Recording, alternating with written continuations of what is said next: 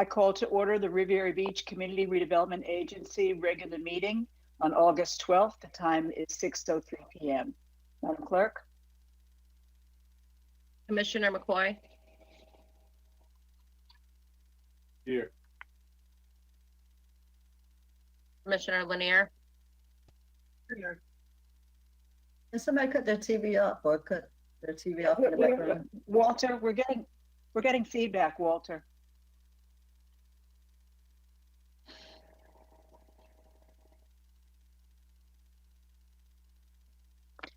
Commissioner Lanier? Here. Commissioner Miller Anderson?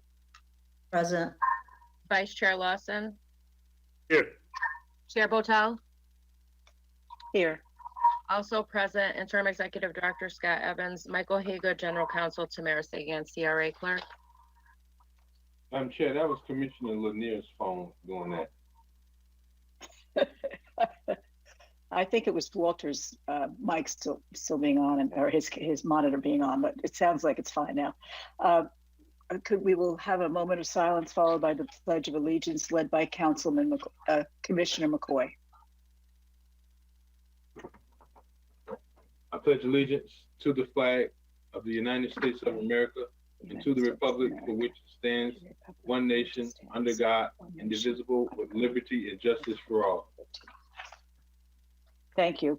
Any member of the public wishing to comment publicly on any matter, including items on the agenda, shall submit their comments by email to RBCRA Clerk Tamara Sagan at publiccomments@rbcra.com. The email shall contain the applicable agenda item numbers along with the precise wording to be read into the record. Explicit language will not be read. Emails without applicable agenda item numbers will be read under the general public comment section. Be advised, public comments will be accepted for each applicable item and the general public comment section until closure is announced by the chairperson or the RBCRA clerk. All email addresses and submitted comments are and will be public record. The RBCRA clerk or designee will read public comments into the record at the appropriate time for no more than 3 minutes. If you have any questions, please contact the RBCRA office at 561-844-3408 or email tseguin@rbcra.com. Do we have any additions, deletions from either the executive director or the commissioners? I see none. Do we have any disclosures by the executive director or commissioners? I see none. Could we have a motion and a second to adopt the agenda? Madam Chair, Yes. is this the point where I take out number 1 under the consent just to have it explained? We could do that now. I don't think it matters when you do it. You could do it now if you like, I think, or we can do it when we go to adopt the consent agenda. There's no consent agenda. Oh, right, there is no consent agenda. So what are you speaking of, Commissioner Lanier? Oh, it's under unfinished business. Oh, I see. Okay, so it's not a problem. Right. Okay. Would someone like to second the motion made by Commissioner McCoy? Second. Thank you. Commissioner McCoy? Are there any public comments? No, Madam Chair. Thank you. Madam Clerk. Commissioner McCoy? Yes. Commissioner Lanier? Yes. Commissioner Miller Anderson? Yes. Vice Chair Lawson? Yes. Chair Botel? Yes. Motion carries. Thank you. So there is no consent agenda item. There's no consent agenda, so we can go to item number 1, Madam Clerk. Resolution. Madam Chair, before she reads it, particularly, you had passed a resolution last week concerning the same matter. At that time, it was a year's lease, and I was asked to go back and talk with the landlord and see if we get a modification. The resolution that's before you reflects the agreement I came to with the landlord. This is for the CRA office. So as it now stands, it's going to be a 1-year lease with the right of the CRA to terminate with 60 days notice. Now procedurally, Thank you. we need to have a motion for reconsideration of the action that was taken last week. And I think it's an extra step, but logically, then you need to, I guess, rescind the agreement that was made last week and then approve. Okay, so someone has to make a motion to rescind. Did you say rescind or reconsider? To reconsider the action was taken at the last meeting. Okay, so would So someone moved. care to make a motion to, thank you. Will someone care to second that motion? Clarification. Go ahead. So what exactly will we be reconsidering? Because obviously if this is new terms, then is that really a reconsideration? Or you can reconsider your motion to approve it. You approved a modification to the lease not the last meeting. I think it was the meeting 2 weeks ago, the end of July. You asked me at that time to approach the landlord to see if we get some terms that would allow some flexibility in moving forward with the lease. So technically, you have already approved a modification to the lease. So what are the material differences? Is it just the 60-day option? Yes, sir. That's The modification last week was just a year's lease. This would give the agency, if something happens within this next year where you think you want to terminate the lease, you have the right to terminate it.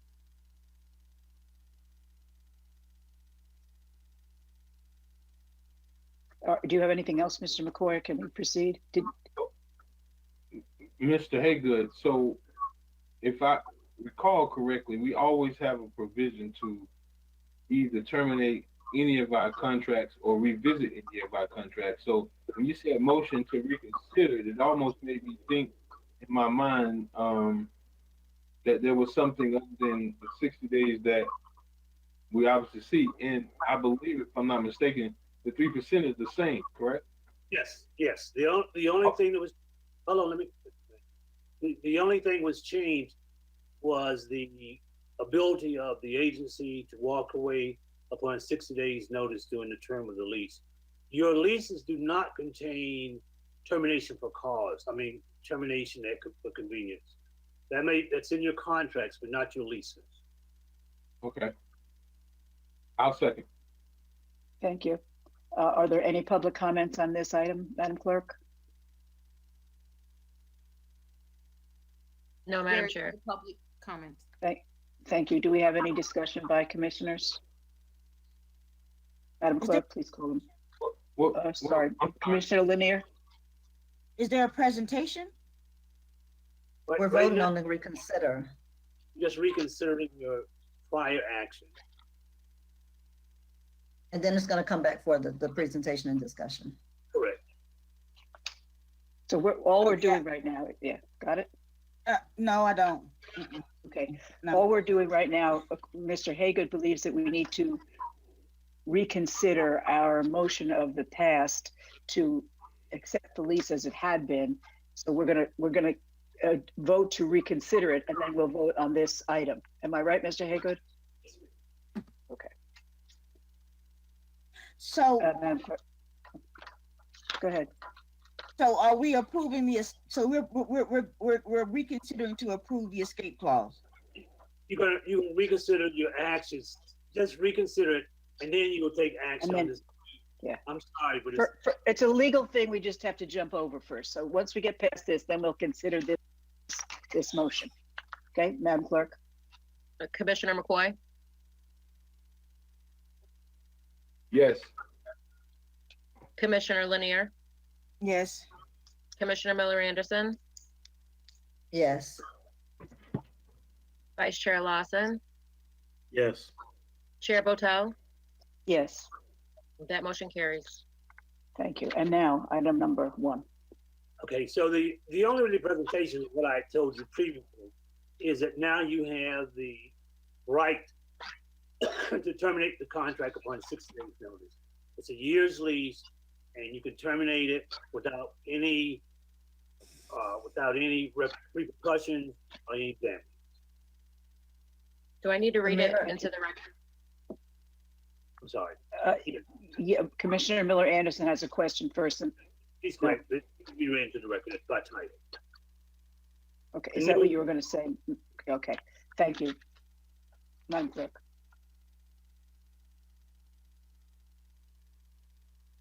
We're not hearing you, Madam Clerk. Madam Clerk. Item number 1, a Tamara. resolution of the Board of Commissioners of the Riviera Beach Community Redevelopment Agency approving the 9th Amendment to Office Bay and LLC. Oh, I'm sorry.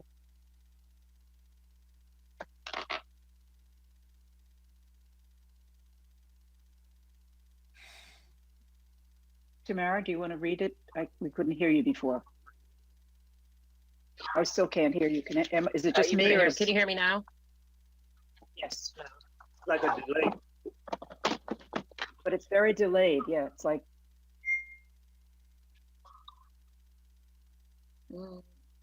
Okay, so Madam Chair, can I offer something? yes. It appears that she has some significant delay, but there is nothing in Robert's Rules of Order that mandates that the clerk reads the item into the record. The clerk is there more for record-keeping purposes. But if she has some significant delay, I don't think it's that much trouble for someone else to read the resolution title, even yourself. A resolution of the Board of Commissioners of the Riviera Beach Community Redevelopment Agency approving the 9th Amendment to the lease, the office space between the agency and Millennium One LLC landlord to extend the term of the lease by 1 year through September 2021 with an increase of 3%, with a provision that the agency has the absolute right to terminate the lease upon 60 days notice, providing an effective date. So moved. Thank Second. you. Thank you. Is there any discussion? Madam Clerk. Tamara, come and do it from my screen. All right, Mr. she's trying to read. Mr. Evans, can we move this meeting along? If you have to do the roll call, are you able to do that, sir? Yes, I can fill in.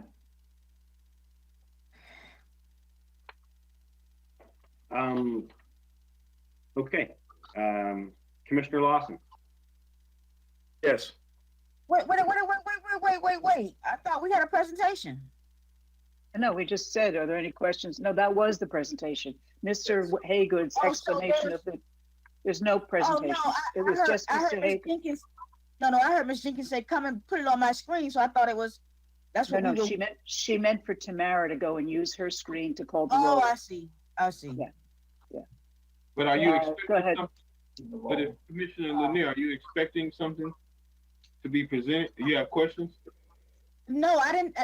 I got it for straight the first time. It was just that I thought that there was some type of PowerPoint about, about the lease and the, I think we talked about 9 amendments and they were going to talk about that. But I mean, I read through the backup, so I pretty much understand it. I just heard her say, "Come on my screen," so I thought she was going to do a presentation.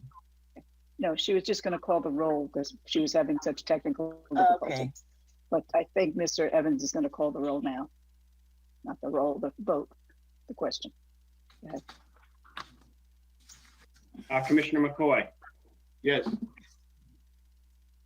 Commissioner Lanier. Yes. Commissioner Miller Anderson. Yes. Chair Votel. Yes. Because I think you got Commissioner motion passes Lawson unanimously. first, right? Okay. Thank you. Commissioner McCoy. So just as a side note, members and also Mr. Evans and also Ms. Jenkins. So obviously we know what this does. This gives us the option to be able to leave that building with 60 days notice. However, that sounds good, but I would hope that there's a very comprehensive item that comes back that lets us know what the costs are to relocate, what happens to all our equipment, you know, every single aspect of an office moving, as opposed to us just saying we're going to be given this option for 60 days. Because, you know, I know that there's been discussions about there may be space that comes up on the city side, but what happens to our equipment? What happens to our furniture? Are they leases? What's the cost of transport? What's the cost of moving? So I would expect if we invoke this provision of this contract, that there is a very comprehensive discussion and resolution item that's going to follow later if we decide to exercise that provision. Okay, I know that there is ongoing facilities discussions, and we'll make sure that if those come back before this board, that they include all the items listed by Mr. McCoy. And Madam Chair, ask one other Yes, question, and I didn't see it in the backup. Maybe it was there, but I didn't see it. The building that we just voted on, the BB&T building and the Ambassador building, is that the same landlord? No, ma'am. No, it's not. Okay. Okay, nothing else? Item number, where are we? 2. 2, sorry, 3 on mine. Go ahead, Tamara. Yep. Item number 2, a resolution of the Board of Commissioners of the Riviera Beach Redevelopment Agency approving the second modification to the lease agreement between the agency and Mary P. Hill for an additional lease term of 1 year through October 31st, 2021, providing an effective date. Thank you. Do we have any presentation on this, Mr. Evans? So moved. Yes, Who Anita voted Jenkins will present. Thank you. So moved. Does somebody We had second? we had a move. Do we have a second?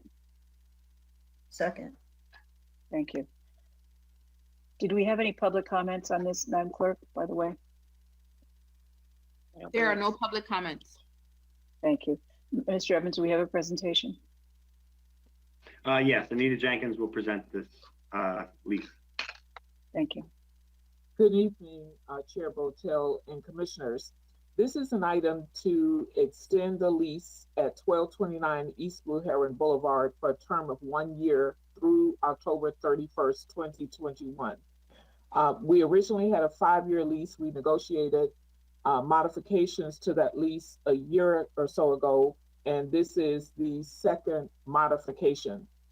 The lease payment would remain the same through the term, and it would provide us space primarily for our clean and safe program, for community space, for our small police substation, for our blue light that's there, for training and workshops, and availability for other neighborhood groups.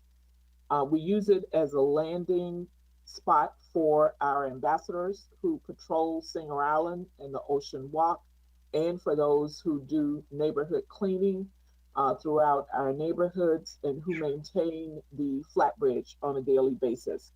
And staff is asking that you approve this 1-year lease so that we have sufficient space for staff and programs.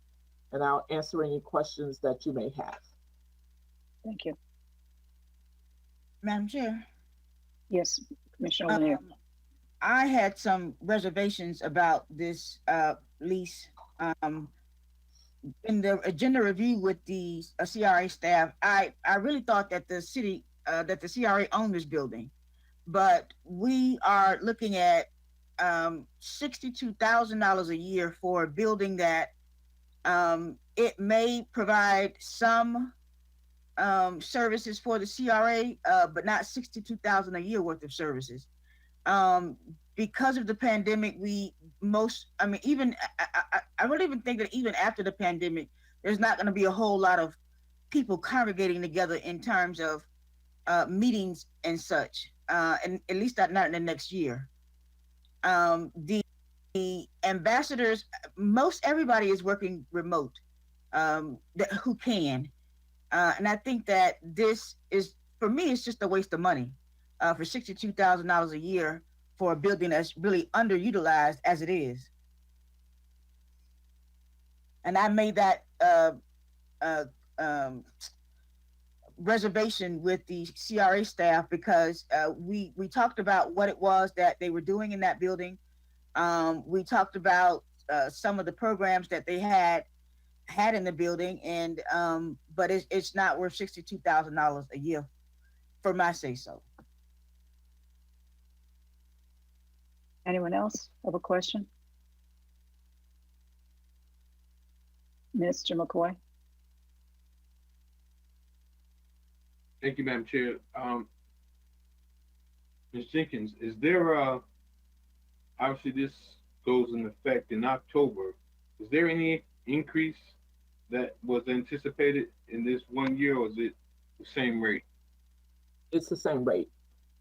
And instead of the 5-year lease, in which we originally had, this is just exercising the 1 year option? Yes, sir. Okay. Does the lease agreement calls for the similar provisions of a 60-day notification period to terminate, or is that not? It does not. I'll ask Mr. Haygood to opine or give an update on his negotiation. We tried to negotiate a similar provision in this agreement, and the owner would not agree.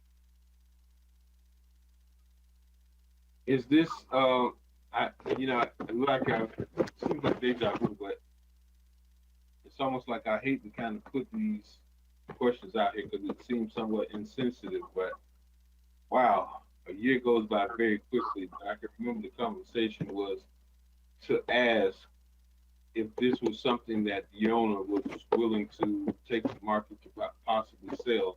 And if I can remember correctly, that wasn't something that the family was interested in doing, correct? Correct. Mr. Evans is on the line, and Mr. Haygood may have something to say, but we did attempt the last time this was modified.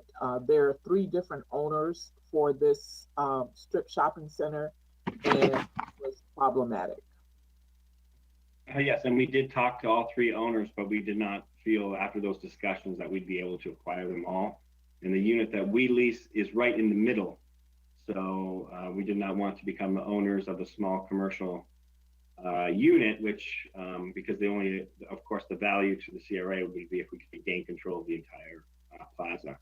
So we did speak to all 3 of the different owners in the plaza, but we did not think that we could be able to acquire those at the appraisal. Okay, thank you. How recently, Mr. Evans, were those conversations? That was, I want to say about, it was the last time that this came up as a discussion. So I'm going to say it was in December and January. Okay. I would think that we might want to just get a little update on that, because it's such an important anchor in that little strip of Blue Heron over there on Singer Island, that it would be in our best interest, I think, if we could acquire site control. But we've had this conversation as recently as today, and I think you said that it was just the owners were just too all over the place, too far apart. But it might be a good idea just to have the conversation with them again. Mr. McCoy, and then Mr. Lawson's been waiting. Mr. McCoy, your mic is not on. Okay, Mr. Lawson. Thank you, Madam Chair. My question was the same, if we were able to negotiate the terms of the lease for the early out clause. And I'm actually kind of in line with Councilwoman Lanier. Renewing this space, I'm not seeing the benefit during COVID, an underutilized space, and also paying this amount of money for this rental space. I would be inclined if the ability to come and purchase the space was an option, but for the rental space now, I think that this may be something that we can kind of cut back on and save in the interim while we're building and developing our building on the corner of Blue Heron Broadway, because that's going to have a permanent clean and safe office. So I'm inclined to kind of agree with Councilwoman Lanier on this one. Anyone else? Mr. McCoy. I agree, Commissioner Lawson and also Commissioner Lanier. However, for all intents and purposes, it surprises me when I see city things really working. Like when I see the clean and safe guys picking up paper and I'm just driving down the street. And more importantly, when I see public safety utilizing that building. And, just presence deters a lot of crime. And $62,000 does seem like a lot of money for a building that we already know right now, August 12th, that potentially is going to be significantly underutilized more than what we've seen in the past. And I know Mr. McLeod has an office there. Doesn't Mr. Spence have an office there? Our whole clean and safe operation is based there. Mr. McLeod, Mr. Spence, the ambassadors check in there. The neighborhood services ambassadors use that to check in. For those that are part-time, they come there and change clothes. The police check in. They have a place to go when they're on the island. There is a blue light that citizens, if they're walking or if they need to be connected to the police department, and the city does use it for training, and the fire department uses it for overflow and training even now. The police actually have an office there. And Ms. Jenkins, correct me if I'm wrong, I think the fire department actually used it as a firehouse when there was an issue with one of the firehouses. So I would like us to continue to have it available, because many of our community groups on the island use it. Even now, during COVID, we've had community meetings there, spaced out. I think the last meeting of the Housing Authority was there, socially distanced with masks, but it's still being used, and it's an important part of the community over here, as I say, as an anchor for community activities. So I would hope that we can vote to at least extend this lease now. Mr. McCoy. And then Okay. Thank you. I didn't read the full details of this lease, but does the lease provide us the option to sublease, Mr. Haygood? Well, we're just going to operate in the section. Mr. Haygood, you're muted. You're muted. There you go. Mr. McCoy, I don't know offhand. Okay, well, we're going to exercise on the side of yes, we can sublease, because if our fire department needs to utilize that building for some reason or another, even if our police station or our police personnel on the island needs to use that, I think it's important, because it wasn't that long ago. In fact, I think it was in 2018, beginning of 2019, when there was this huge issue and conversation about the police presence on Singer Island. And I want to make sure that, we have so many challenges over on the west side that at least there is a place over on the island that someone, if they need to seek shelter or be able to contact somebody, that there is a triage center or at least a place where somebody can go over on the island that is city, CRA, quasi-owned and operated for the purposes of the public. And in the event that things come up on the regular, like, I know both Commissioner Lanier and also Commissioner Botel held town hall meetings, but that doesn't prevent, the commissioner from using that space for a presentation, even if it's the, from a virtual standpoint. So, it's almost like we can't close up every door in the city when we have challenges with facility infrastructure and facilities over on the mainland. So absent of us having a full operational city hall with all the departments, I just don't see how we can sit here and close this option in this door, especially when so many people on the island use this for a number of different reasons. Thank you, Mr. Lawson, and then Ms. Lanier. Thank you, Madam Chair. And to Councilman McCoy's point, item number 7 of the lease states that subletting is a option for us without having prior approval. So we can sublet, and if we can make a conscious effort to utilize the space effectively, partnering with the city and subletting some of the space to eliminate and offset some of that cost, then that would allow for us to use that space that's in good standing, as Councilman McCoy stated, because we do not have proper spacing right now with our dilapidated buildings in City Hall, in our fire station, in our police station. So if we could use the other departments to sublet to offset some of that cost, then I could be in agreement with going forward. But that means making a conscious decision to actually plan this out over the next year during this lease. Commissioner Miller-Anderson. Oh, Mr. Lanier, sorry, thank you. No, I just wanted to say that.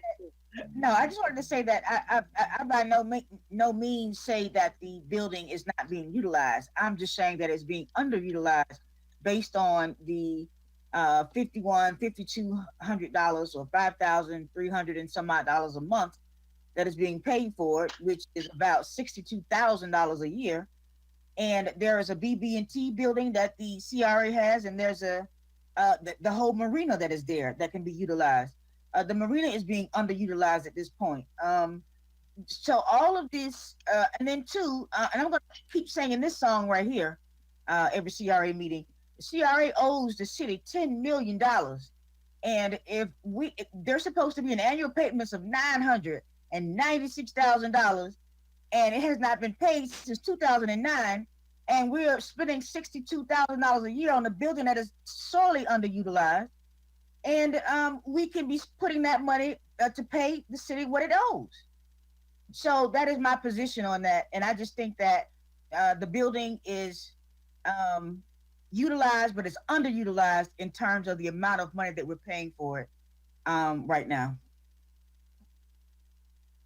Now, Commissioner Miller Anderson, thank you for your patience. Oh, no problem. I My know she blindness. was next. That's okay.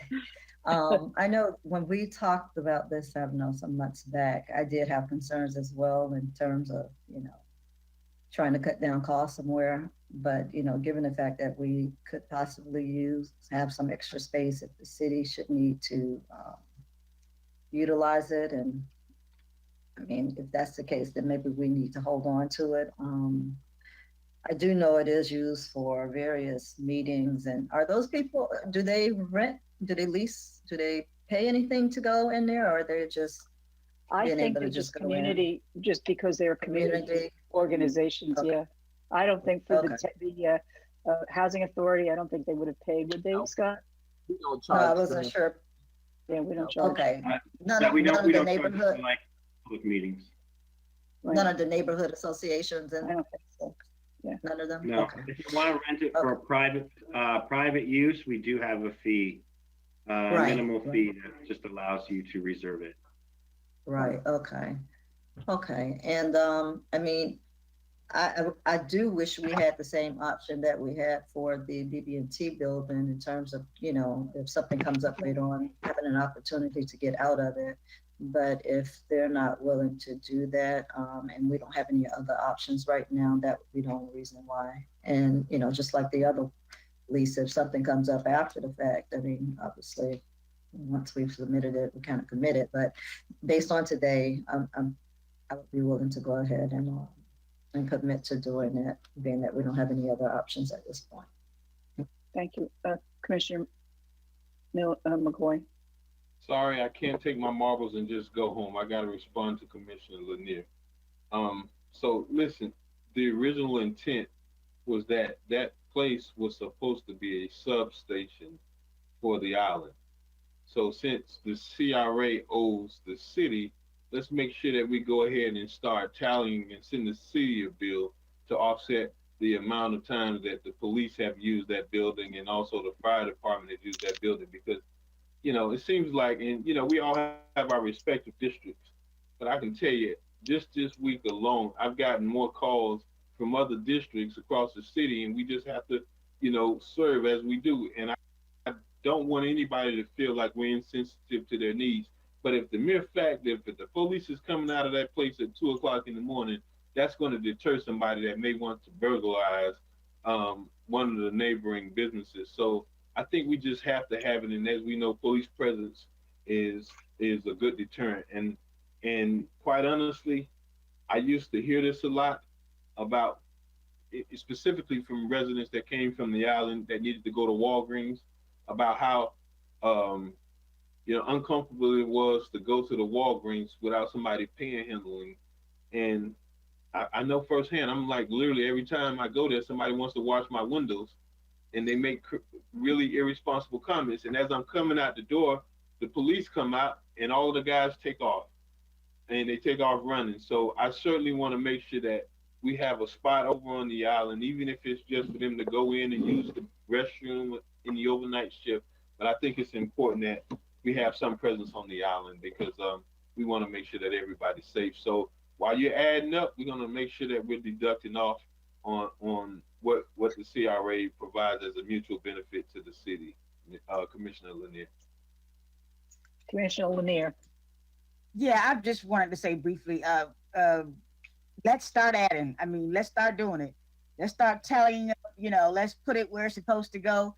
And also, the Ocean Mall, a part of the Ocean Mall's contract actually is to provide space for a substation in that location. So there's a permanent space in that location anyway. And I think that we do have other options other than to go into a $62,000 lease for another year. So I'm not going to go for that. And of course, my colleagues feel differently, but sometimes that's how it is. Anything else? Madam Clerk?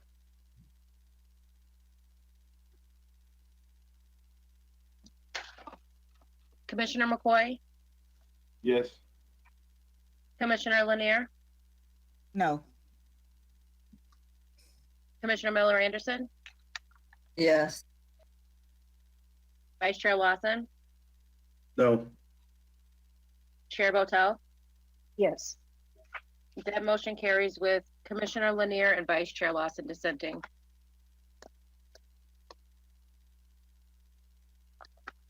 And members, Madam Chair, if I could Madam say Chair. Who's speaking? Mr. McCoy. I don't want, and I respect everyone's decision on this, but my two reasons I support it. First of all, there are organizations that rent that space. In fact, someone asked me about who do I contact to rent space at the marina and what spaces is available. I said, well, there's the Ambassador Center as well. So it's not like it's a complete cost center. There is a revenue generating component to that building because it is available for lease. And then secondly, the mention and notion of BB&T doesn't even exist. We're $3 million in and another $3 million in estimated cost to rehab, which in my mind was probably in a perfect situation. And I don't even know if anybody in the city of Riviera Beach can spell perfect because everything about our time in office has been imperfect with emergency after emergency. But at the very minimum, we're talking about 3 years to get anything done at that building of 2600 Broadway, just because, we've been here a year now and we've been talking about it. So at the very minimum, I think we have to kind of make sure that we reassure the residents on the island that there is a police substation and there's an area that if someone wanted to meet, if it's for a family reunion meeting or whatever, that is there, and it also is a revenue generator. Thank you. Madam Clerk?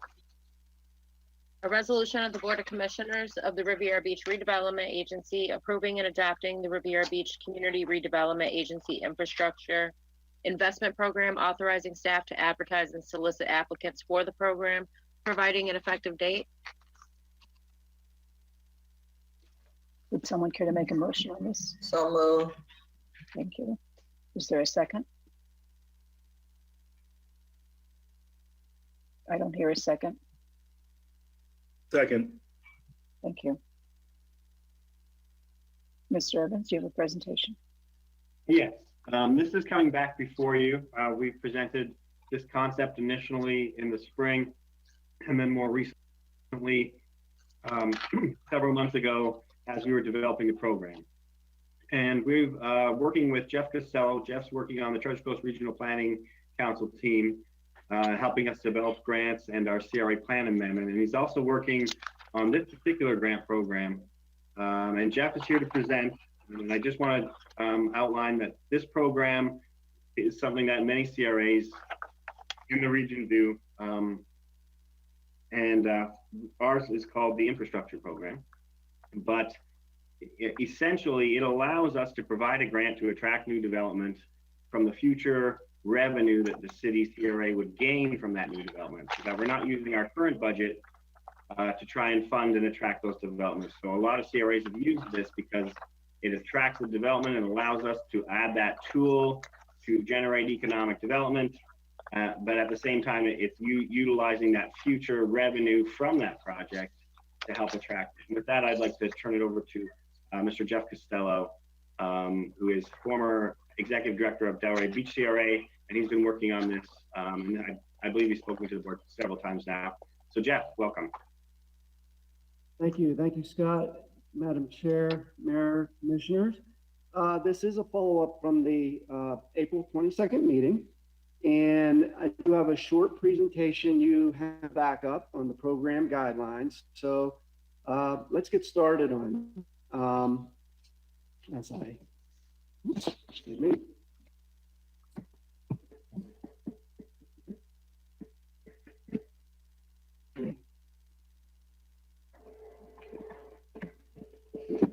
Keep going here. Froze up. Can you see me? Yeah, we can see Can your you hear me? presentation. Yes, we can hear you. All right.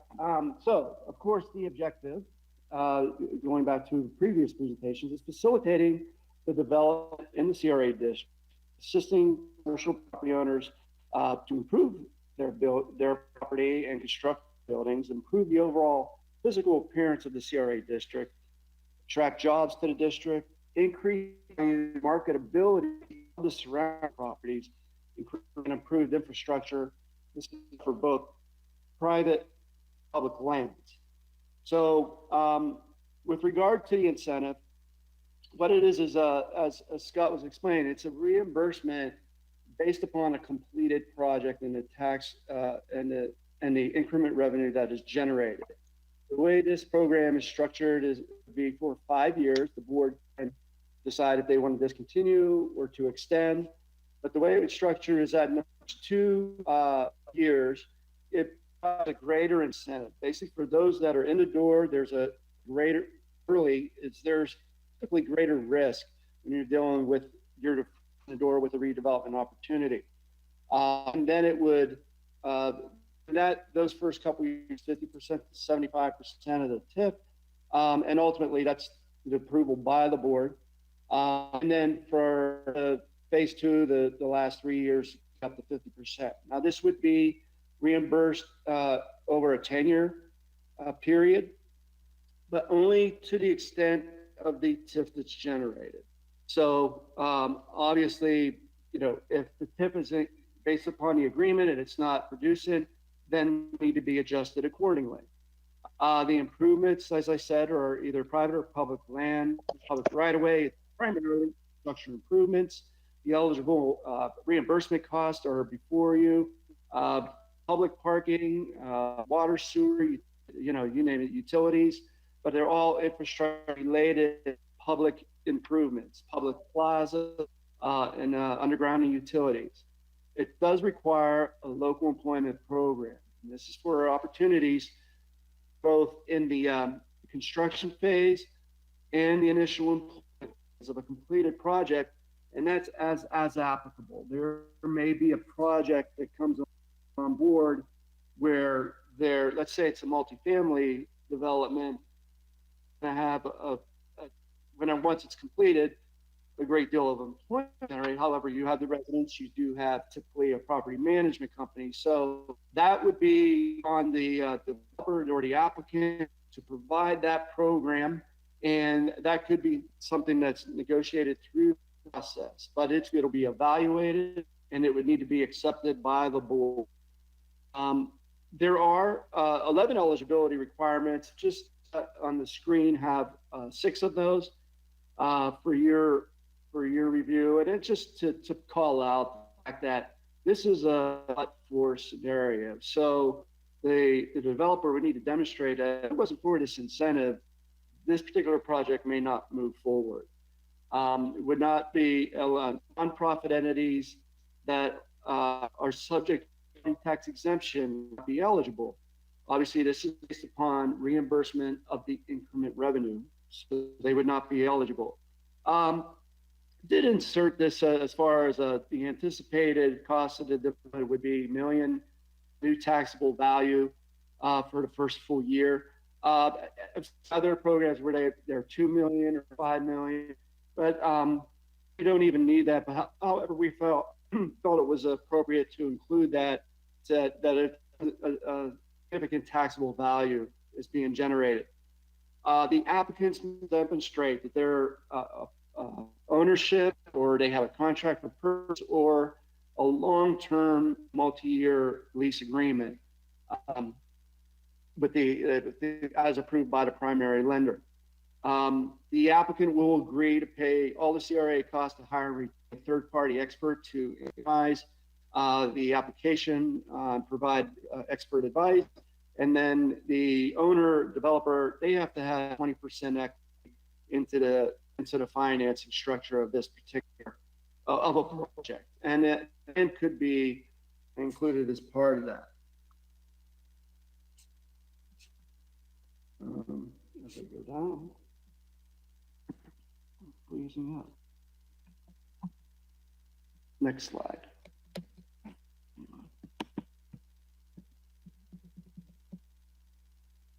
I'm having some issues here. So, well, you have, I think, in your backup the presentation. The next one is the application procedures. The process is outlined in there. Funding requests to be considered until the required documentation is provided. Their third-party analysis, they're required to fund, and also the approval of the funding request and incentive agreement, that is subject to the board's approval. So be subject to the Board of Commissioners approvals and in compliance with state statute. And as part of this, there would be a memorandum of the agreement that would be recorded in the public records of Palm Beach County. And I'd just like to add, if the board approves this program, it creates this opportunity for new developers. It's another tool for us to try and help attract development, especially in our major corridors, where we really need to close the gap so that we can attract a mixed-use development in our area, which would include some commercial office, neighborhood retail along the Broadway, Blue Heron frontage with office or residential above. So this program is designed really to help generate that, which of course would create economic development. And it looks like you got your presentation fixed. And then of course, the start of construction, in the agreement, there'll be times that need to be adhered to, and the construction, basically they need to be within the timeframes within the incentive agreement. Obviously, those could be modified subject to board approval, but these are just some of the items that are outlined within the application procedures. The reimbursement process. The payments are subject to the terms and conditions of the agreement. It's after the project is completed and there's a certificate of occupancy issued. Then it has to go on the tax rolls, and there has to be proof of payment of the ad valorem taxes that has to be validated. And then it's also the hiring program compliance needs to be validated. There would be site visits conducted by staff, and then reporting as required by the agreement, requiring as far as the project frames.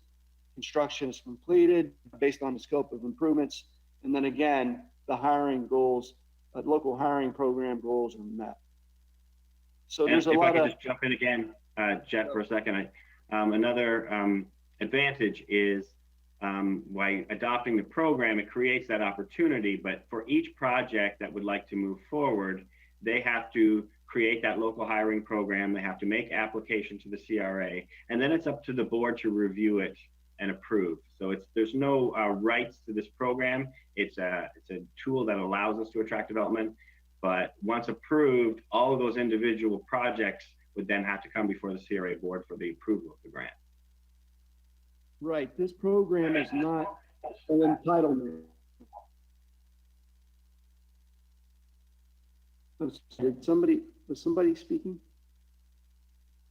Okay, so then, I did include, again, this was in the previous presentation, an example how the TIF would be calculated. And this is based on a 50% reimbursement over a 10-year period. So in essence, that does conclude the presentation. This item then is before you as far as the approval of the resolution. And then it is anticipated that at your next board meeting, we would return with the other two incentive program guidelines. It's available for any questions that you may have. Thank you. Commissioner Miller Anderson. I have a question for Scott. Do we know what is the percentage of vacant properties or land that's available for developers that run along the Broadway corridor that's not owned by Ribovich or Viking? I don't have that percentage just hand ready, but we could calculate it. Unfortunately, a lot of the property in that corridor is vacant. One good thing is some of the property that was blighted has now been knocked down. So we have our situation over the last several years as far as the private property goes is we now have some greenfield sites that are ready for development, which enhances our ability to attract new development. So we have some major pieces like the one that included the townhomes that was approved last year, I believe, and a few more of the mobile home parks that have been cleared. So we're hopeful that this incentive not only helps those vacant properties, but perhaps adds that much more incentive for some of those properties that are underdeveloped or blighted to be purchased and then redeveloped. Okay. Now, it sound like were you about to say that the two companies own quite a bit of that land, or you weren't leaning that way? I thought you kind of sounded like you were saying most of them are vacant, but then you kind of stopped. Was that not where you were going? Yeah, we don't have any, I mean, Viking owns several pieces south of Blue Heron, and then we have some larger pieces, but they're all for the most part owned by different owners. Okay, thank you. Anyone else? Mr. McCoy.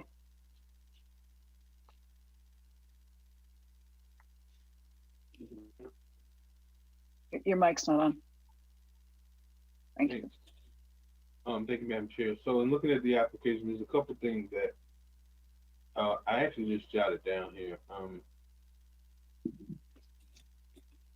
So if you're coming in to do development, you certainly want to get incentives from either the city or CRA, or I guess whatever the local development arm is that supports this. But number 8, I mean, we're already asking them to do the development, but why are we now asking them to front the cost for everything that we should already be doing anyways? I mean, because it's like I want to come and apply for a grant, but now you're going to make me pay for the grant professionals to review that application. That seems a little, seems like it's a little unusual, and it kind of goes against the very essence of what we're trying to do here. Even though I know that there's a time requirement for some of these things, but I don't want somebody to start off,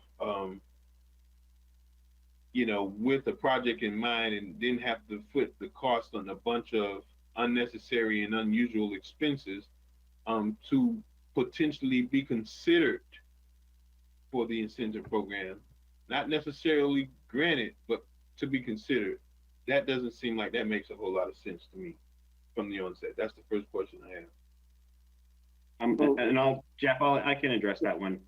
And that is up to the board. If you determine you would like the CRA agency, the main cost when they come in and they're going to be calculating, what their projected future tax revenue would be. And so, of course, we would then hire a third-party financial person to review that information, because the grant, of course, is based on what that tax revenue would be. That would be the primary cost for all applications. Of course, there could always be other ones. But if the board decided, then that particular cost could be one that the CRA takes on responsibility for, to do that analysis to ensure that the amount that they're saying their project's going to be worth, that is in fact accurate. But so it's up to the board, but the CRA could cover the cost of that if that was the board's direction. Thank you, Madam Chair. If that's the case, then eliminate it from the eligibility requirements. It's similar to the analysis they have on an RFP response as Okay, far as the increment revenue. I didn't hear anything you said, Mr. Costello. Oh. I don't. Oh, I'm sorry. Can you hear me now? Yes, sir. You got a bad connection. Ah, man. Geez. Yeah, it's similar. Well, first of all, I was just following up with regard to what Scott was saying. It's sort of the analysis that you have conducted with an RFP response, where they go and they basically check in there. They have the financial capacity to do the project. Yeah, that's an item to be absorbed by the CRA or by the developer. In the program guidelines that I researched, it's been either or. So it's all up in that regard, and it's all up as far as these eligibility requirements. If you feel that it's too onerous, you can always remove. Well, if I can respond, Madam Chair. Yes, go ahead. It does seem too onerous and it seems too subjective, because on page 2 of the actual, I imagine this is the proposed application, it speaks of targeted projects. I don't even know what targeted projects are. And if we've ever even developed that in the CRA, obviously I know what I would like to see, but is that a discretion of the CRA director? I mean, like at what point do we develop what targeted projects are? That's another one of my concerns. Well, on that, it's basically better follow that in that paragraph. If you feel that other, for instance, it's all new and or existing commercial buildings, industrial development, hotel projects, multifamily, mixed-use buildings, office development, and or existing hotel project. So it's pretty broad. You could just say, just new development if you'd like. If there's a particular industry you want to focus on, then that could be included. But the way it is worded on page 2, it's pretty broad, because the intent is to really incentivize and get developers coming to the door and really start the redevelopment along Broadway, along Blue, and even in the neighborhoods applicable. So it is pretty broad as far as those targeted projects. So if you want to throw it down, that's fine too. Follow up. Go ahead. I have a few other questions that I guess I'm not sure about. So also on that page, on page 2, let me see, it speaks of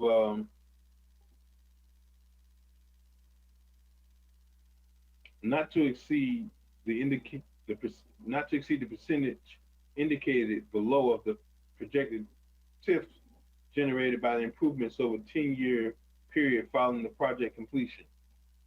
And while I understand that this program is a good idea in theory, we're at a new place right now. I don't know if some businesses even last 10 years or even that business model. Obviously, do we really look for office buildings to last 10 years when the last 6 months, we realized, even from our conversation yesterday, we don't always need the full workforce that we have. So my concern is that, if we're using TIF, and even further down, there was a provision about 30 years. That seems like an enormous amount of time to have a commitment. Let me jump to it here. That's the commitment from the property owner. Either they own it or it's a long-term lease. That there you can have flexibility if you just say a long-term lease, because they're investing. They're going to go to the bank to the financing for the project. You could look at it once they submit. You could leave it more general and saying a long-term lease and see what they come in with as part of that submission. The increment revenue is only, remember, reimbursement only occurs when the project, only occurs when the project is completed. So it has to be constructed. So once it's completed, it is going to generate that increment revenue. we know that the economy, we have the ups and downs in the economy, only reimbursed based upon that amount that is being generated with regard to tip, based on that percentage. I'm sorry. I'm not hearing anything he says. Is that just me?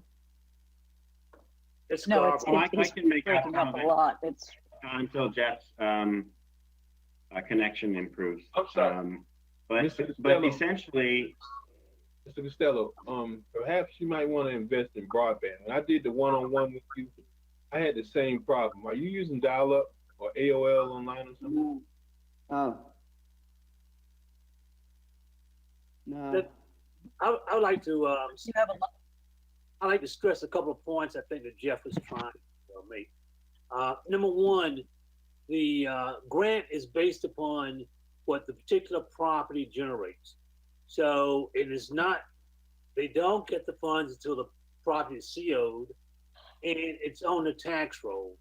So basically, when the CRA receives TIF for that property, we're going to identify because we're not going to use a CPA. We're going to use what the property appraiser's office says is the value of the property.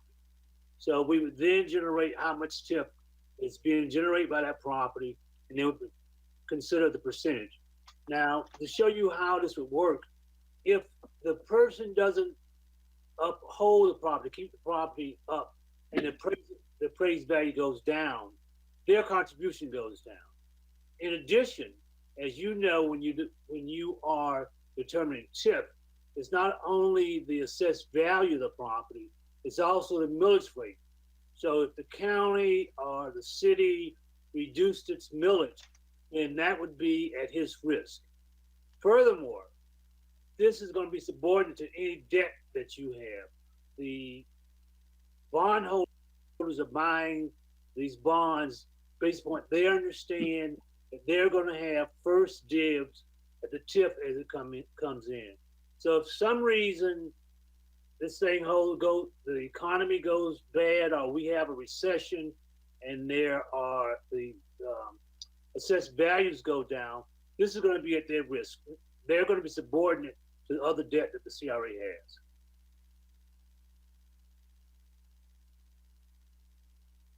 Okay. So I see the application and I understand the concept, but first of all, my initial thought was kind of somewhere along what Commissioner Miller Anderson suggested. Where exactly would we be looking for this to happen? And obviously there is a carve out for existing businesses that chooses to take advantage of this infrastructure improvement by doing some significant renovations or remodels. But I mean, it almost seems like we're landlocked. And if in the event, like I forget, right over on Singer Island, which we used to be the Singer Island Yacht Club, I think it was, isn't that what the name of it is? If we just take that property, for example, I'm just curious to see, like, it seems like it doesn't make a whole lot of sense. The infrastructure grant is good.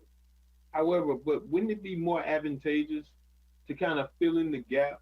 Because if these incentives are offered on a reimbursement basis, it would seem more or less that the assistance is better used from the funding aspect, being that most of these projects, similar to what we're dealing with trying to figure out what's going to be ultimately the final product at the marina, is done through some sort of support in filling that gap, as opposed to giving somebody a reimbursement based on whether or not the TIF dollars are there. And then the other consideration that we haven't even talked about is, obviously we know TIF, but what is the impact on the budget? If we have hypothetically 10 of these businesses or 10 of these developers to run in here and take advantage of this in year one, where does that put us at as far as the budget is concerned? And how do we fund that? So from a budget perspective, the more projects that we got, if we got 10 grants, that would be helpful to the CRA because we only share a portion and it's only the new tax revenue. So if a project's built and it adds, say we gain an additional $100,000 a year in tax revenue, and the board gave them the maximum grant. So say they would still only collect 75% of that. So if the grant incentive allowed us to attract 10 new developments, then our tax revenue would go up because we only share a portion of that new tax. Okay, and do we, the specific, and I know we talked about this before, Mr. Costello and Mr. Evans. Do you know of any local CRAs that's taking advantage of this employment program incentive? In my experience, Del Rey, we implemented it twice on a reimbursement basis, one for filled-in hotel and one for the IPIC. They weren't exactly the same. With the hotel, in response to RFP, they had a hiring requirement for construction and permanent hires. And they provide records each year as far as the permanent hires that they have percentage. And in comparison, obviously that's apples and oranges, and I'm going to yield to the other commissioner, but I can perhaps seeing that work really well in Delray Beach, but just knowing how constrained our CRA boundaries are, I mean, that whole, I guess that hiring requirement seems a little restrictive, and obviously Delray Beach is a much larger, and I'm sure the CRA is much larger, and the opportunity, especially along Atlantic Avenue, which I'm sure is inclusive of their CRA, has much more potential for this. And I want to welcome business. I don't want to tell them if you come in with a hiring commitment in hell. It seems like to me, if we're going to help them, let's help them, but let's not dictate their business model with a bunch of unrealistic goals and requirements, because I can guarantee you, Mr. Costello, when I first met you on the phone call, the economic conditions about employment, development, and how you run a business and those considerations aren't the same as today. And I just have some hesitations about a number of things in here because I want to help, but sometimes when you offer help, it can actually do more. It actually can do the inverse and be more or less restrictive. If the board desires, because I've read your code and as far as the where there's a local hiring provision and a lot of in the code, and again they are getting reimbursement. If you want, because the idea is creating jobs too for the redevelopment area for the city of Riviera Beach. So these that we presented to you, they aren't set in stone. Some have it in them in their guidelines, some don't. We felt it would be important, the need on a local hiring provision. If that is the desire not to have that included, then you take it out. Then as far as the other projects, you do have that one provision of your code, and you stick with that one. So there's, again, this is not set in stone. These are guidelines. And if you feel they're not appropriate within the CRA district, this is a CRA incentive program. Then you take that element out. If you feel that it's better for the construction phase, so be it. Your point is absolutely right. If you're going to hire on the construction phase and you want to hire locally, what's your pool of contractors? Are they licensed, insured, bondable? Those are things to consider. So, you know, the idea to have ready contractors or subcontractors that could participate. But your point is and if you don't have that pull, then they come back and say, oh, we tried, but we weren't able to fulfill this. Thank you. Mr. Lawson. Thank you, Madam Chair.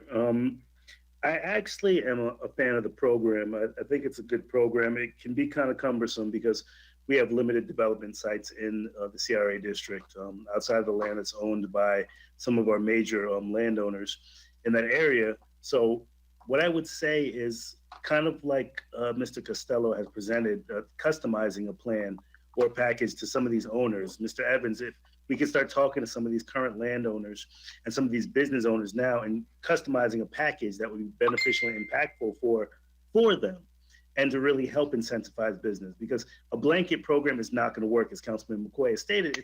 It's just, it's too broad.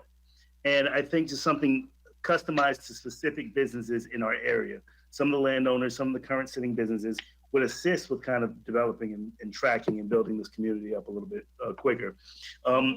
Essentially, one size doesn't fit all. So we have to kind of really find something that's going to cater to the businesses we have and attracting some additional businesses. So some of these owners and some of these landowners that are here, discussing with them the incentives of some height, some densities, increasing some density, some redevelopment. Right on the corner of Blue and Broadway, there's some owners that are there that I would love for you guys to start talking to, because that's going to spark some development here. So I think it's a good program, but it's just too broad right now. And I think we need to be very specific with programs, and having these direct conversations with certain landowners may help. Mr. Lawson, are you suggesting that Mr. Evans come back to us on a case-by-case basis? So, for example, he would go and locate a developer that is interested in engaging in this kind of an opportunity, and then bring that back to us, so that we don't have a blanket program, but rather we have some targeted objectives? I'm not sure. Is that what you're? I believe that the blanket program is a good initiative to get started and to move forward with. But I do think that Mr. Evans should just start reaching out individually to these landowners and these business owners, and to cater and specify a program that's going to work for us. So I'm not against creating the program, but I do think that we need something very specific. So I'm kind of torn still a little bit, but I'm going to allow for my colleagues to speak and then kind of follow up again. Councilwoman Lanier, Commissioner Lanier. Yeah, I do have some reservations about a program that is not specific. Now, when we talk about incentivizing, are we incentivizing for is it designed to incentivize housing or new business or existing business? How does that work? Well, the primary goal is to try and increase tax revenues and bring economic development. So this project is available CRA-wide, and the board will review each project on a case-by-case basis. So each one they'll get to complete their application, submit as it's written right now, their proposal for achieving, some sort of local hiring, local participation in their project. And then the board would review each of those individually. We didn't limit it to any specific type of project. The one limitation that we did add that came out of some of the previous discussions was that if we're going to spend the time and effort on a project to develop this grant, that we consider projects that are at least $1 million in net new taxable value. But we didn't limit it to the types of projects, since we're just trying to attract new development. But we did have that list of the targeted ones, of course, which included your residential, your new office, new commercial, hotel projects, and mixed use development, but no specific businesses are prevented from applying or required to apply. Thank you, Mr. Lawson. I'm sorry, I'm Mr. not, Go ahead. yeah, I'm not finished. Also, too, the specificities of the program are not defined enough for me. That's the first thing. The second thing is that we are not in a situation where this is business as usual. And I think that, before we start giving away CRA dollars, we need to address the repayment plan to the city of Riviera Beach to be able to have some balance here. And I understand that there is a need to create economic development. I am all for that. But I'm also for ensuring that debts are paid and ensuring that there is some type of a willingness on the CRA's part to at least look at a repayment plan before we start giving away more money. Now, the program itself has potential. Certainly has potential, but it should be more defined in terms of the types of businesses. I'm piggybacking off of Councilman Lawson, the types of businesses and how they are laid out. But before we start giving away more money, I think we need to address the repayment plan, and also I will have some more comments about that in my remarks at the end of the meeting. But that's it for that particular program. Let me. Mr. Ross. I just want to remind everyone. So these are general guidelines. When a particular project comes in, they will have a development agreement where they come and agree, tell you what they're going to do, what the money's going to be used for, and with the specificity that you talk about. These are general guidelines, and again, the controlling document is going to be your development agreement. I understand that there are general guidelines, but I think that there needs to be scenarios in these guidelines, so that if it's this type of business, this is what happens. If it's this type of business, this is what happens. So, I mean, you can't lay out every single type, but at least give us something. But the way it's written is so broad that anything goes, and then now we are at every meeting trying to decide, should we go with this or should we not go with this? Are you finished, Ms. Lanier? Yeah, that's it for now. Thank you. Mr. Lawson, then Mr. McCoy. Thank you, Madam Chair. Mr. Costello, the programs that you said that you launched were the IPIC down in Delray, and what is the other one that was accompanied with that one in Delray? Fairfield Inn on West Atlantic Avenue. I'm sorry? The Fairfield Inn on West Atlantic Avenue. Okay, but those two programs were unique to each other. They weren't like based upon a blanket broad program, were they? They were kind of specific to the business needs and to what they could provide? They were based upon plans. It talked about having mixed use. It wasn't allowed freestanding multi. It had to be mixed use, office that would create jobs, also for hotels.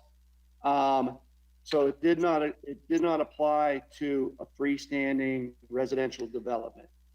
As we were looking at this, there's that are needed as far as to get that daytime activity. You do have businesses coming in, but then also basically instead the redevelopment moving forward. Now I understand about vacant land. But in the short time we've been working on the updates to the plan amendment, there's been like potentially developments that are on Singer Island that could be coming forward and redevelopment. So it's just for vacant land, redevelopment activities. And if you narrow it down, then you need to identify what those might be. We did identify, you remember in the last presentation in 22nd, marine industry, health facilities. That's the desire, then we could focus on that. Should it mixed use development, where you're having both commercial and residential. We include the multifamily to basically to encourage that development making it more broad. As this is established, you can always amend it. And it is not an entitlement for a developer. There is no reason they should think that if they come forward, they're guaranteed an approved development agreement. But we do know that the riskier developments or in the front end is less investment. And that's why we had it structured the way we did on the percentage. You could cap it. You cap the amount of incentive. As you saw the example on the last slide, it could be up to 500,000. You could disperse that either however many years you decide, whether it's a 5-year or 10-year. So there is flexibility, and these aren't this is basically that other program in developing this for the Riviera Beach. Mr. so- McCoy. Sorry, Madam Chair, I just had a follow-up to Mr. Go ahead. Go ahead. Thank you, Madam Chair. So, Mr. Evans, priorities, and what consistently have been my priorities as one of the sitting commissioners is densities, intensities, workforce housing, restaurants, development, building an attractive downtown. Okay, I from the beginning, I don't want to see additional warehouses. I want to see incentives that's going to bring people to our community, creating jobs. The warehouses do create jobs, but just the common grounds and areas for families to actually engage in with the restaurants, with the common practice, with common areas, they're just not there. The housing is not there for our residents. So those are certain requirements and things that are necessary and needed for this program. And what I would want us to do is look at a case by case basis, because those are going to be my priorities. Giving them and attracting them with densities and intensities in our downtown corridor, by also allowing for us to provide housing, workforce housing, affordable housing, not housing that's not going to be affordable for our current residents, restaurants, mixed use. So those are our priorities. Let's create a program and make it case by case. Because if we pass this resolution, this doesn't tell the business community that we're open for business.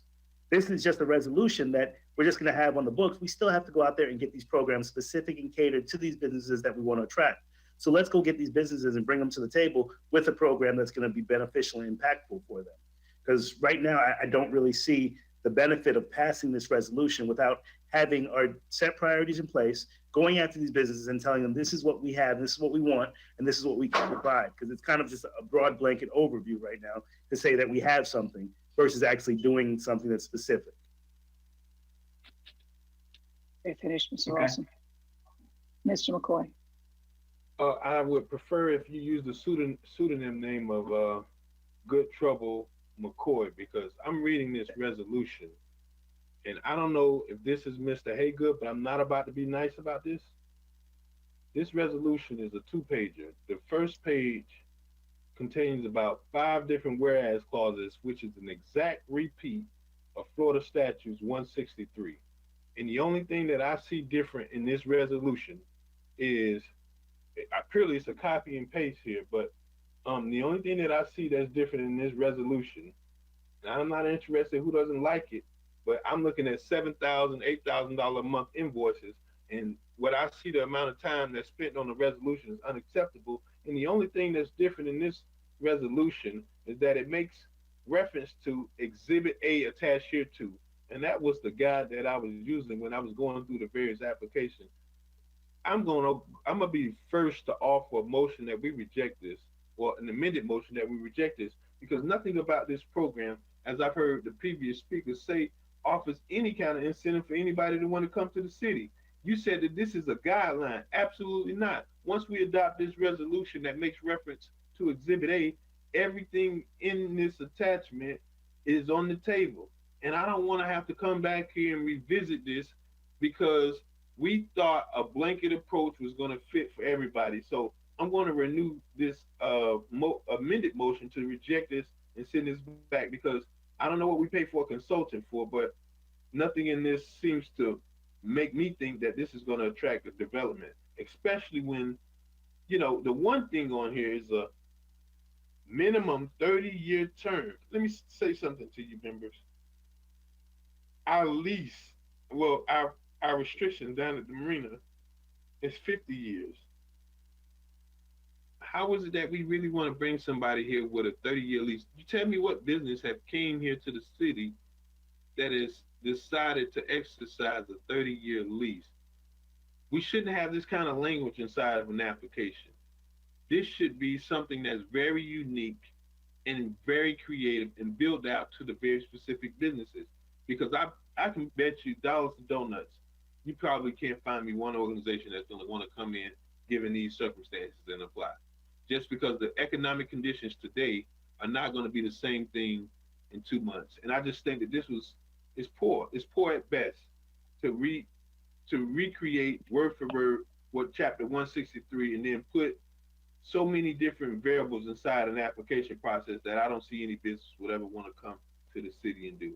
Infrastructure improvements are great, but let's deal with it on a case-by-case basis as opposed to setting for what says a guideline on top, but clearly down here requires an applicant's signature. I would rather us deal with that in the negotiation process. And clearly, this would seem more of a dictatorship in how we tell a business they need to perform when we want them to come to the city of Riviera Beach. And for those reasons, I'm renewing my motion to amend to reject this. Mr. Evans. Yes, I would propose at this time, I think we've gotten a lot of good feedback. And most of the feedback started that the board is interested in this type of program.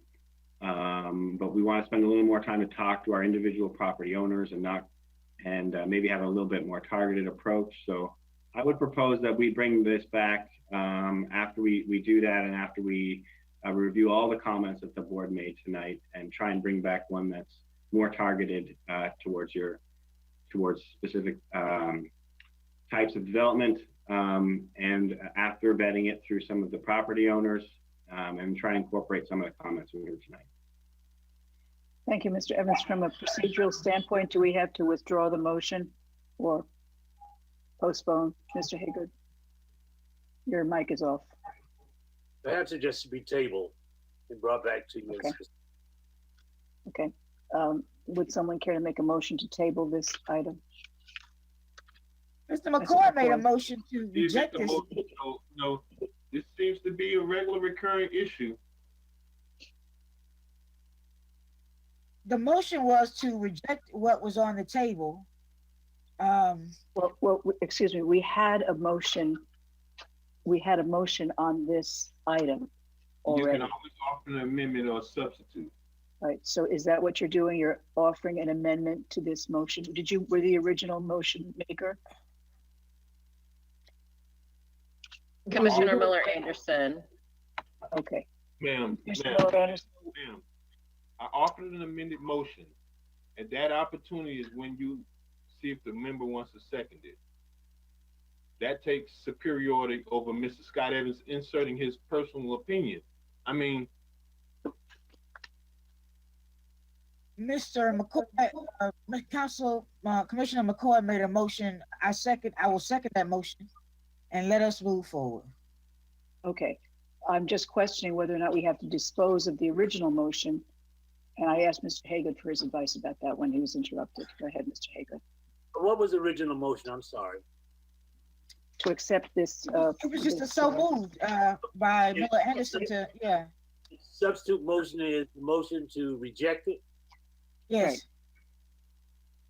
Right. So we have to dispose of the original motion first. No, if he has a substitute motion, I think it has to be, if it's seconded, you deal with the substitute motion. Okay. So the motion is to reject this program. I want to restate it, Mr. McCoy, so I don't get it right. God forbid I should miss a word you said. Mr. McCoy, would you restate it? Yes, I offer that an amended or substitute motion that we reject this item as it's presented. And Ms. Lanier seconded. Okay. Madam Clerk. Commissioner McCoy, Yes. Commissioner Lanier, Yes. Commissioner Miller Anderson, Yes. Vice Chair Lawson, Yes. Chair Botel. Yes. That motion carries. Okay. Do we have any public comments, Madam Clerk?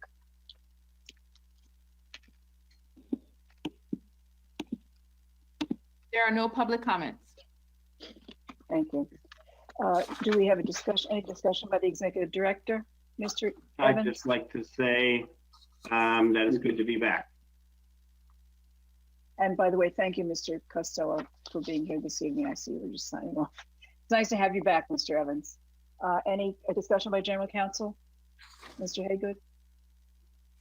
I'd like to give you a brief update on the executive director search. I am told that the advertisements have been published. To date, they've received 40 applications, and I think there's 16 days left to receive the application. Thank you, Mr. McCoy. I want to ask you a question, Mr. Haygood. I know over on the city side, there's specific provisions that prevent elected officials from having a job at the city. I'm interested in applying for the CRA director position. Would I be able to do that, Mr. Haygood? I don't think so, sir. You can't Why not? serve. I'll quote the statute to you. You can't have two positions. I'm going to have to leave this position because You can't go yourself. How could you? You're going to be your own boss? no, sir, I'm going to have to get this up because I'm telling you, I'm getting a little annoyed with some of the stuff that I'm seeing come before the board, but I'll say those comments for later. I just wanted to see if there was going to be a job opportunity in case I left as a CRA commissioner to perhaps take on the role as director. Good to see you smile, Mr. Haygood. Why stop there? Just go ahead and be the attorney too while you're at it. Is that it, Mr. McCoy? I just wanted to see about if I could apply. That's it. Thank you, Mr. Haygood. So Mr. Haygood, are you finished with your comments? I'm sorry. Yes, ma'am. Thank you. Statements from the CRA director, starting with Commissioner Lanier.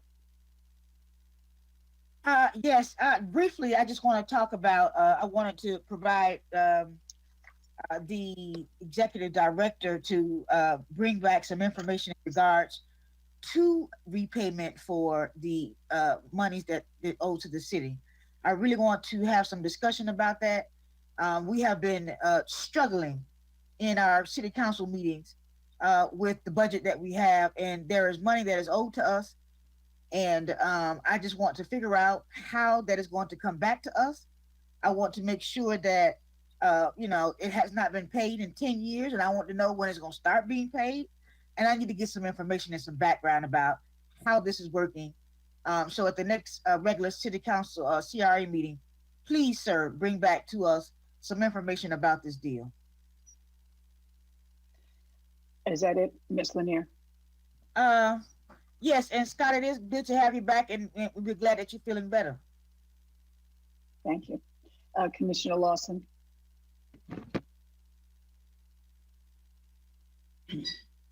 Thank you, Madam Chair. Mr. Evans, great to see you back. Good spirits and good health. Thank you. I'm glad that you're back with us. I did receive the email in reference to phase 2 marina discussion. Are we going to have that on the next agenda?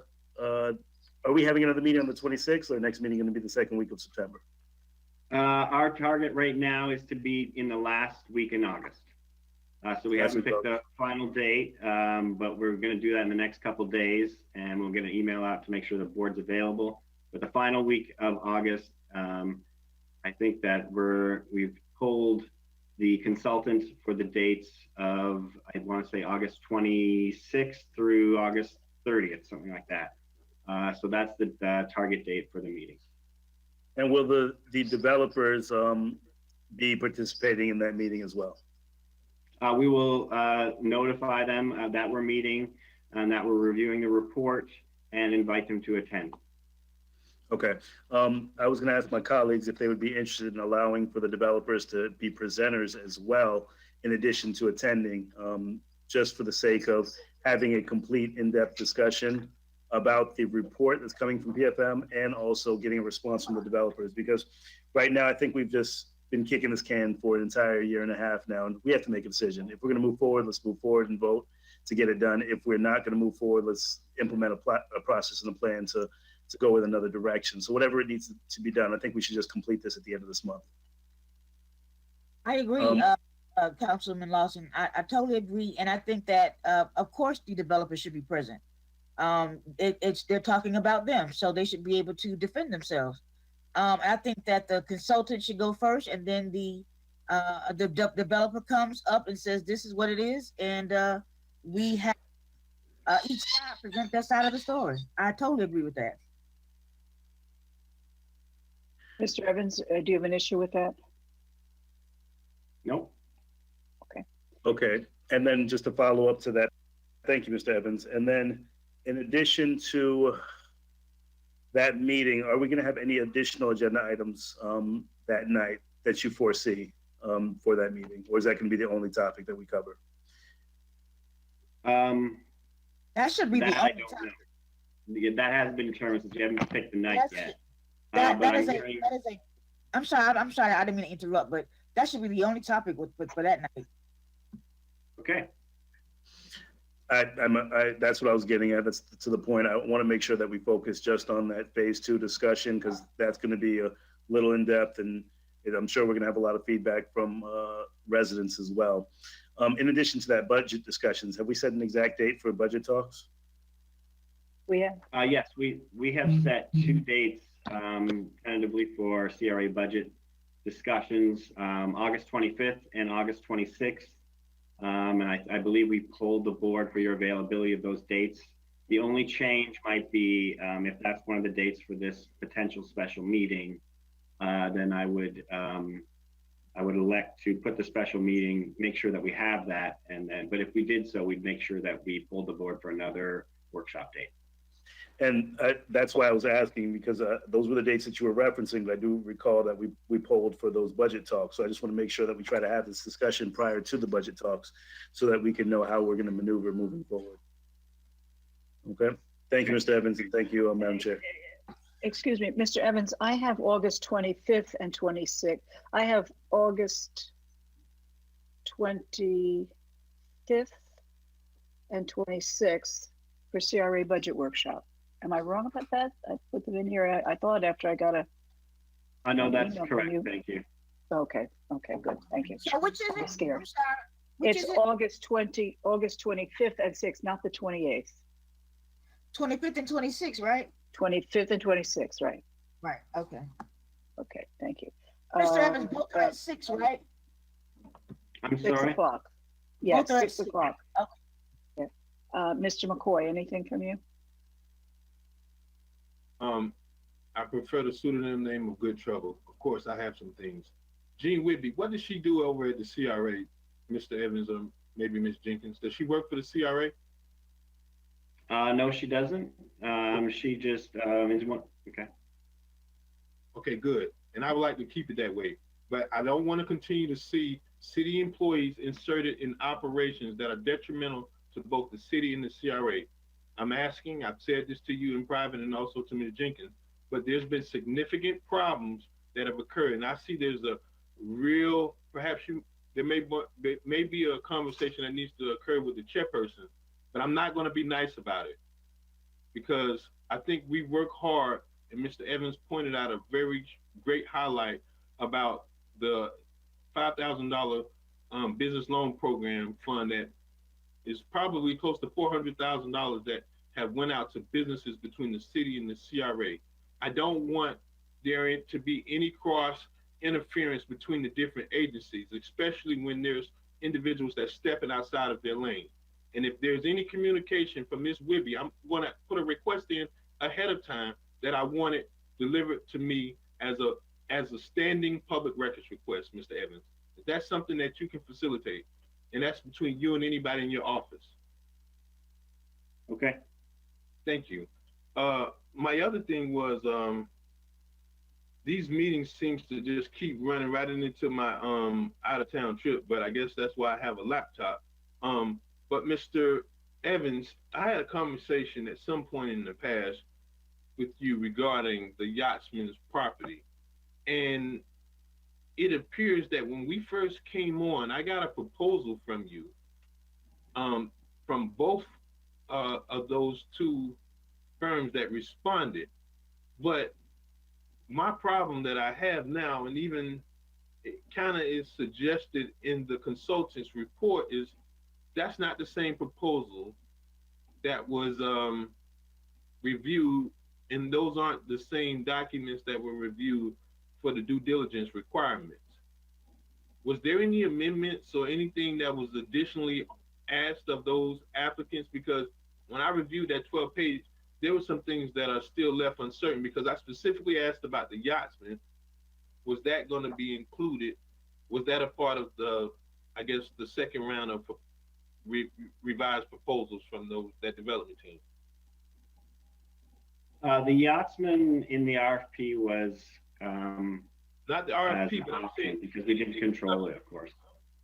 Anything subsequent to the RFP, because obviously they were asked for more information, and I've seen the consultant's report allude to this whole issue of parking, and I wanted to get some clarification.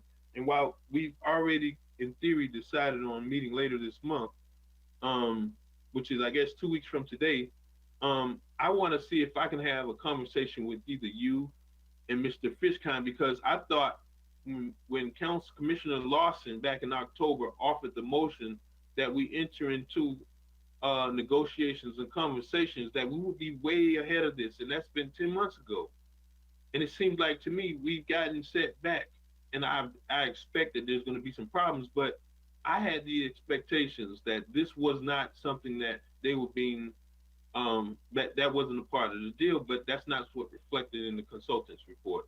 So, Mr. Evans, can you commission an opportunity for me to have a meeting with you and Hank Fishkind, who developed this consultant's report, because I received the consultant's report after I was given a presentation by them, and I have a lot of unanswered questions and things that are very that I'm not clear on. Yes, I can set that up. And I will hope that we can do that by the 20th of next week. Okay. And if need be, I want to bifurcate.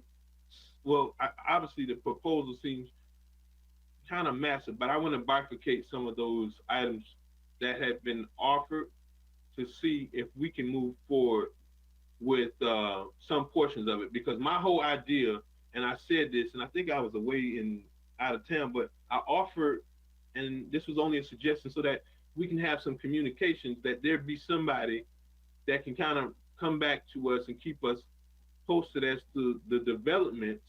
But that whole joint team thing apparently isn't working, because again, and I shared this with the member of staff, I said, first of all, I went into a meeting not even knowing that I was about to get a consultant's report.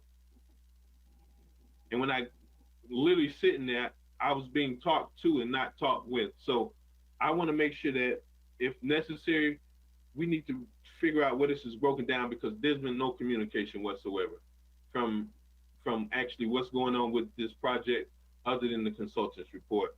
And I guess, are you guys still meeting as a joint team? Or is there any communications or? Yes, we have some communications, but we have not had any significant meetings since we received the report. Okay, so when you received the report, was there a caucus by the joint team? We met several times to discuss, yes, because the report was submitted in draft form, and then we did meet with Hank and discussed it. So yes, we did have a meeting. So wait. Mr. Evans, did you report out to the commission, on this area commission, on those meetings? I thought you sent a memo. Yeah, it was just the meeting that we had with Hank when he first had completed his analysis. And then what we did was we set up the one-on-ones with the individual council people, so that Hank could then also share what he shared with us with the individual council people. And so then the next step will be for the board to review that report publicly for discussion. Okay, I don't know what that means. Did you report out? What do you mean? Did you he reported out? I'm not understanding.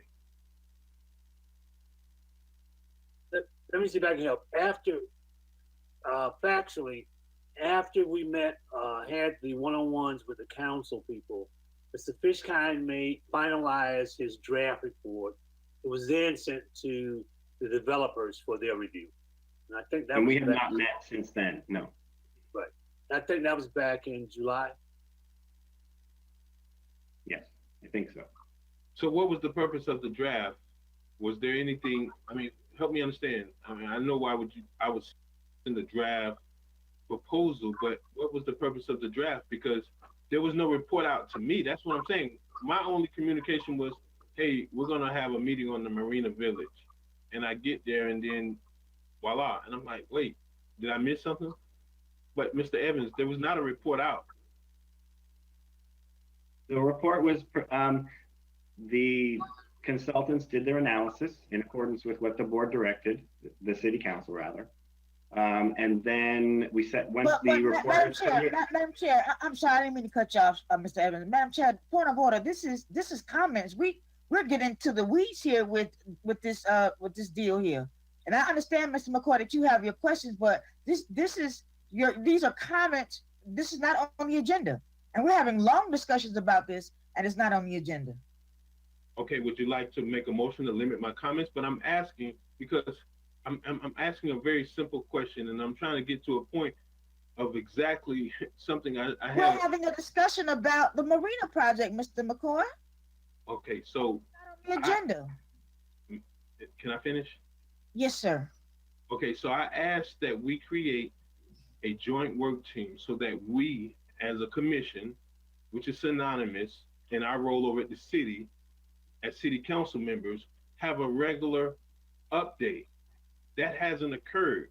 So when he said he made a report out, I didn't get a report, and I'm trying to find out, did I miss something? The only report I got was when I was invited to a go-to meeting and Mr. Hank Fishkind was there. And what I'm trying to figure out, was there anything that I should have expected? Because we got into that Zoom go-to meeting with the consultant 1 month after he had completed it. He had a date of June 12th. And I'm saying to myself, wait, did I miss something? Because I don't even know how we got here. And that went back to the original statement. The proposals aren't the same proposals that I initially seen. So I'm just trying to figure out at what point was the joint team working, and was there some elements that changed or some additional requirements that wasn't made available to us? So our next step is for us to go into a meeting with both the consultant, Mr. Fishkind, and then the developer. And then I'm still lost as to how we arrived from point A to point C, with somewhere in between point B was missed, where the proposal asked for additional information or something modified, and that was never reported to me. So that's why when I'm reading the consultant's report, I am confused. Or would you rather that I wait until the 28th to really ask questions? Sir. Because there is a huge space missing in between. And I'm trying to find out the people that's responsible for sharing information to us, where did that break down at? And that's why I asked for someone as a member of this body to report back if there was any significant deviations or keep us abreast of that. I'm only trying to figure out what I need to be caught up on. And Mr. McCoy, to your point, I just wanted to say that the report of that Mr. Fishkind issued was the update. We at the last meeting, we were talking about getting an independent consultant to review this process.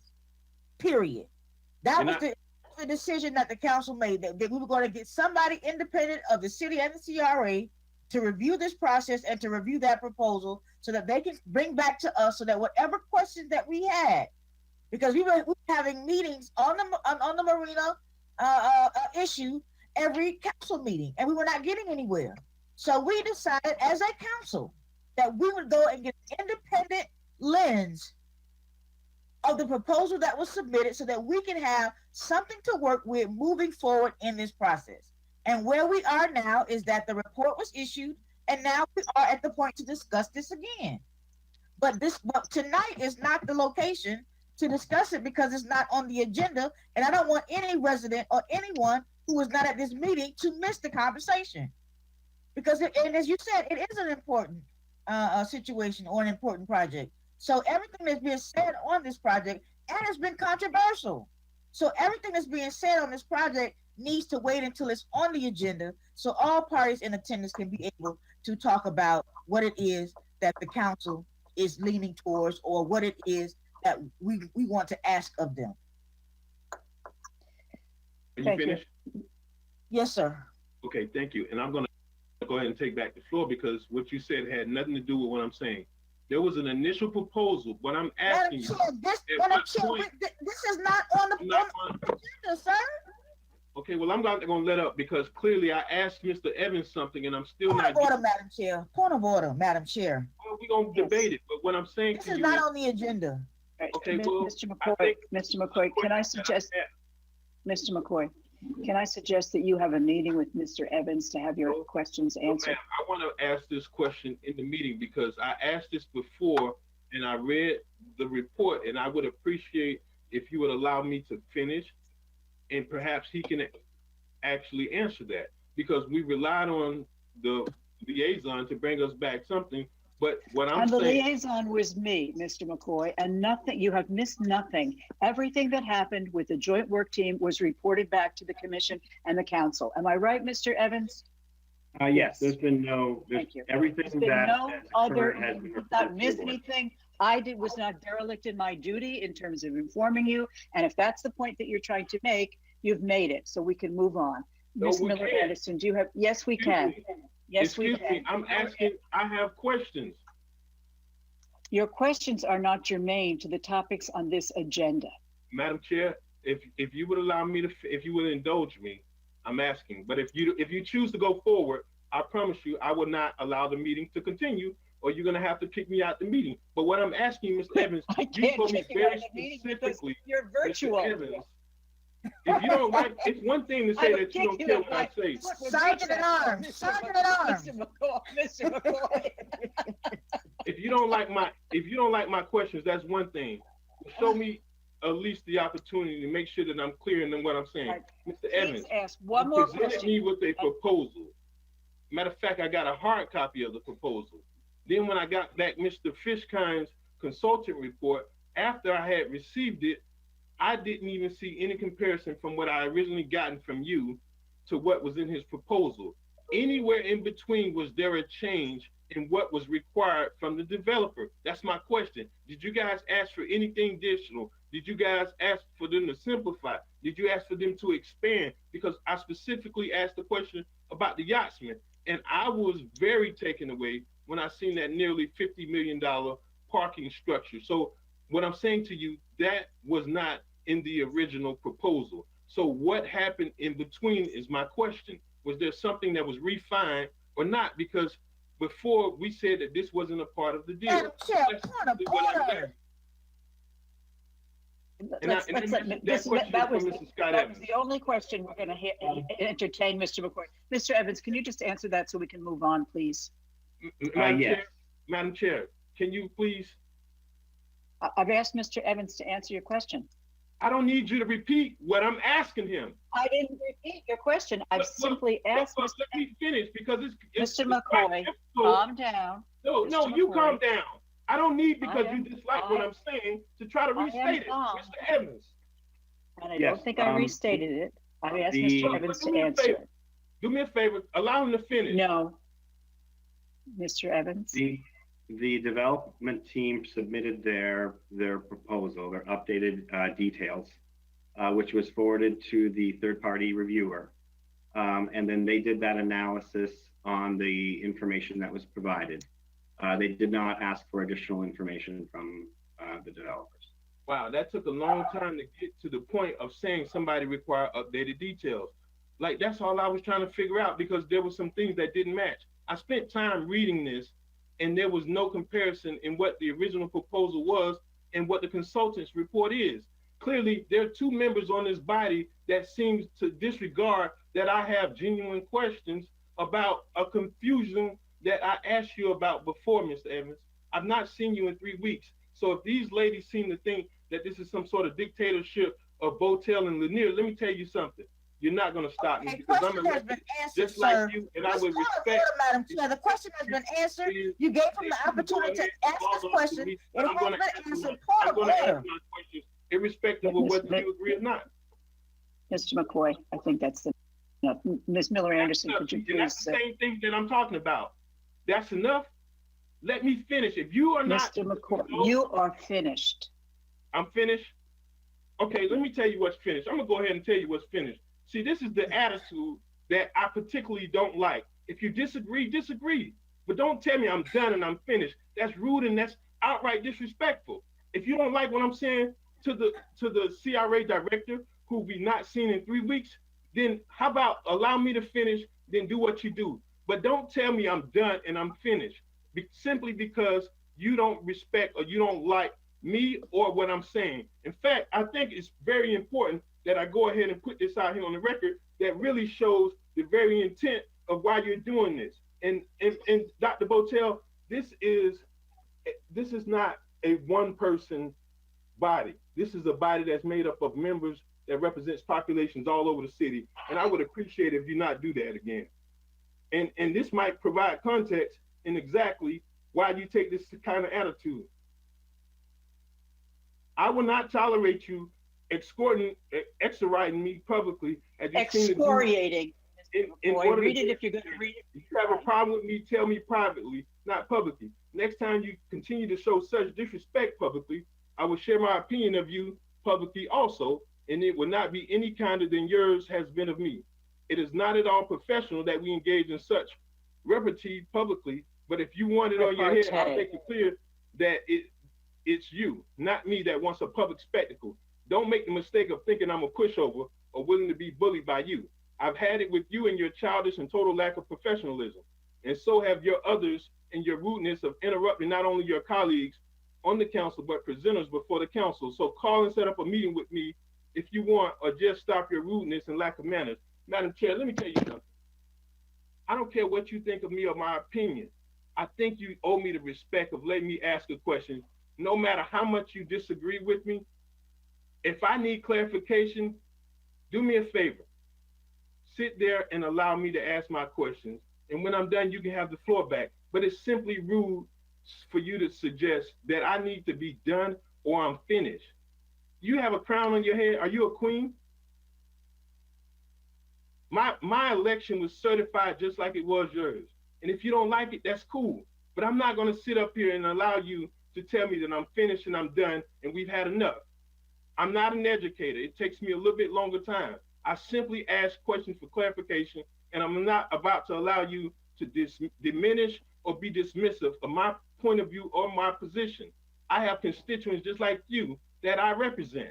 And if that's a problem for you, perhaps you shouldn't be the chairperson, because everybody, irrespective of what district or skin color, should have the opportunity to say what they want to say without being disrespected or having this whole position of inferior and subordinate, because it doesn't work like that, Dr. Botel.